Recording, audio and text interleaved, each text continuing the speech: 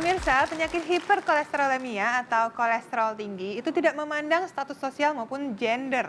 Nah, padahal penyakit ini bisa menimbulkan penyakit jantung koroner, stroke, bahkan tekanan darah tinggi. Benar sekali dok ya.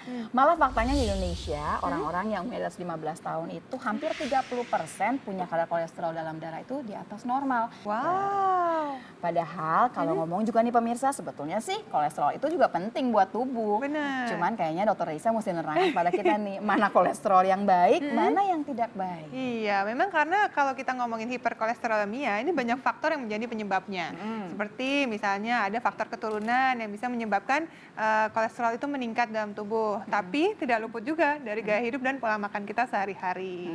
Nah, kalau misalnya kita mengkonsumsi lebih banyak makanan-makanan yang mengandung kolesterol tinggi, akibatnya nggak bagus tuh dalam tubuh. Meskipun kolesterol itu dibutuhkan oleh tubuh kita untuk membangun sel-sel tubuh kita agar bisa berfungsi secara normal.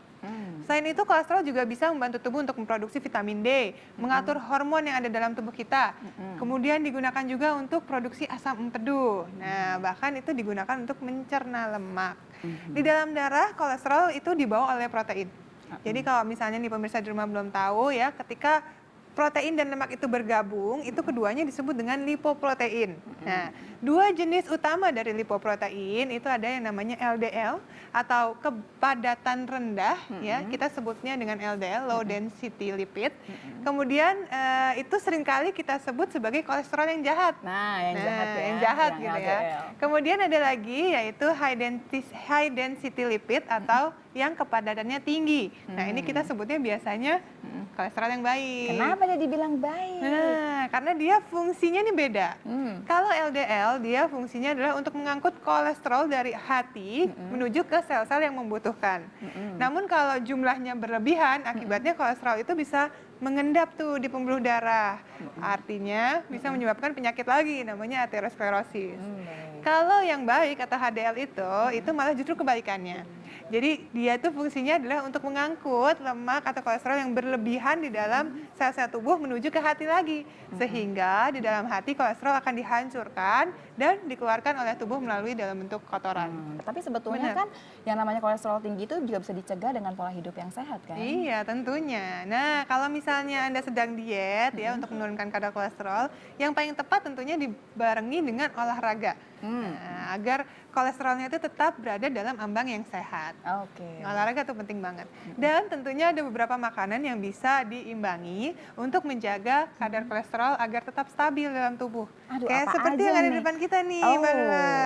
Nah, kalau Anda suka stroberi, apa nih ceritanya? stroberi ini selain warnanya yang cerah dan menarik dan rasanya yang enak, dia mengandung antioksidan yang luar biasa, di mana antioksidan itu bisa membantu untuk menurunkan kadar kolesterol yang jahat.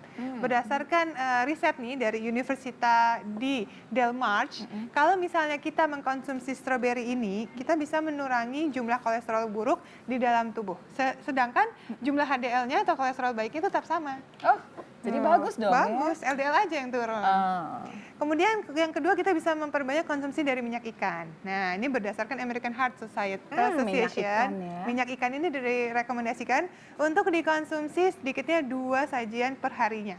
Artinya kalau kita makin banyak mengkonsumsi minyak ikan nih, asam lemak omega 3-nya juga akan makin banyak dalam tubuh sehingga bisa memberi pengaruh positif pada penderita hiperkolesterolemia, terutama pada orang-orang yang memiliki gejala penyakit jantung pada tahap yang awal. Si minyak ikan ini membantu juga jadinya. Terus apa lagi dok? Ini, tahu nggak ini apa Mbak? Apakah itu? Ini kan kacang bukan? Iya betul, ini kacang pohon. Ini ada almond ya atau walnut juga. Ini merupakan kacang-kacangan yang tumbuhnya di pohon. Nah, jadi dengan mengkonsumsi trinat ini maka disarankan setiap hari agar jumlah kolesterolnya tetap baik. Tapi jangan yang asin kali ya. Jangan ditambah garam ya. Ya, kayaknya gini aja. Iya.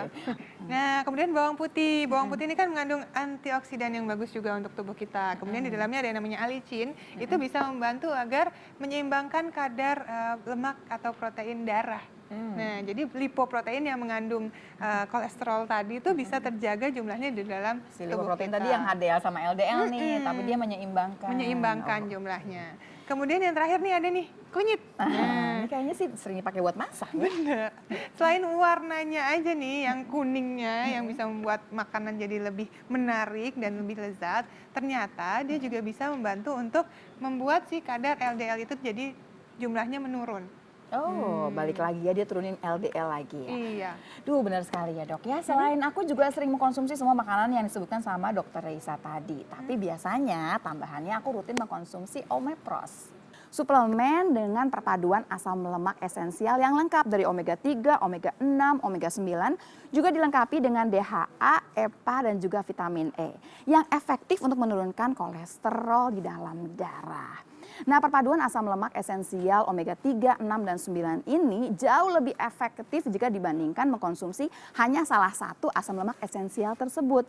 Nah, Omepros sendiri berasal dari minyak ikan salmon yang mudah diserap oleh tubuh dan juga mengandung blackcurrant seed oil untuk menjaga kesehatan pembuluh darah. Untuk pencegahan 1 soft kapsul setiap hari. Untuk pemulihan kesehatan bisa 2 soft kapsul setiap hari. Bisa dikonsumsi dari umur 18 tahun sampai lanjut usia. Nah, kalau minum obat dari dokter nggak usah bingung, tinggal dijedahkan saja 1-2 jam. Ingat pemirsa, mencegah itu jauh lebih baik dan jauh lebih murah daripada mengobati. Ayo jaga kesehatan pembuluh darah kita dengan pola hidup sehat dan mengkonsumsi Omepros. Suplemen sehat bantu kurangi lemak darah.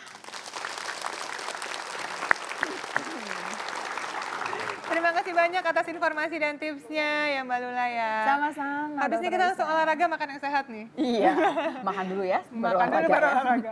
Baik, sesaat lagi masih banyak informasi menarik lainnya, jadi jangan kemana-mana, tetap di Dokter Ros. Indonesia.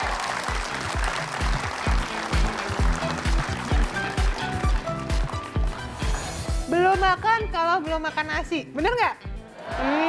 Itu langsung ada yang 2 jempol tuh langsung. Kita bisa lihat nih dari segi teksturnya dulu. Nih kalau dilihat, ini yang namanya beras merah seperti ini.